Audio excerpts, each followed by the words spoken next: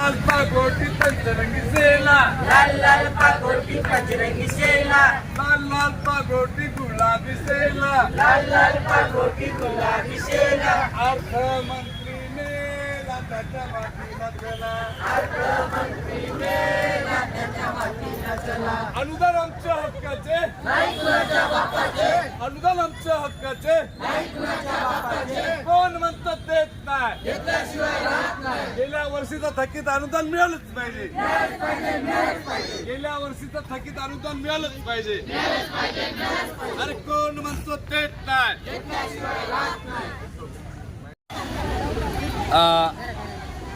आज आम्ही तहसील कार्यालयावर घेराव आंदोलन केलेलं आहे. Centre of Indian trade union Nanded जिल्हा कमिटीच्या वतीने, सीटू संलग्न मजदूर युनियनच्या वतीने 2023च्या पूर्वस्थांचे अनुदान तात्काळ देण्यात यावे ही मागणी सातत्याने आम्ही करत आहोत.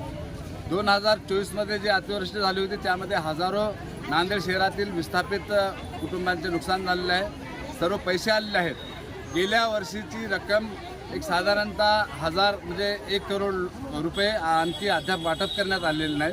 ती रक्कम तातडीने वाटप करण्यात यावी आणि 2024चं जे अनुदान आलेलं आहे ती यादी बोगस तयार केलेली आहे. त्या यादीची पडताळणी करावी. बोगस नावं जे आहेत ते कट करावेत आणि CITU संलग्न नांदेड जिल्हा मजदूर युनियनच्या वतीनं जे फॉर्म भरलेले आहेत, जे क्षेत्रीय अधिकाऱ्यांकडे फॉर्म दिले आहेत ते फॉर्म यांच्याकडे आलेले आहेत, त्यानुसार यादी तयार करावी.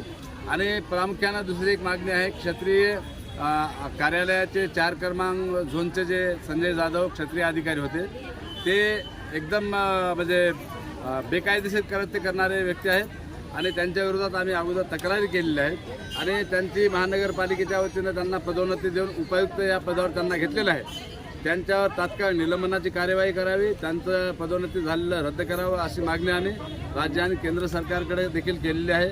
आणि आजच्या घेराव आंदोलनामध्ये देखील तहसीलदार आणि कलेक्टर साहेबांना आम्ही निवेदन केलेलं आहे.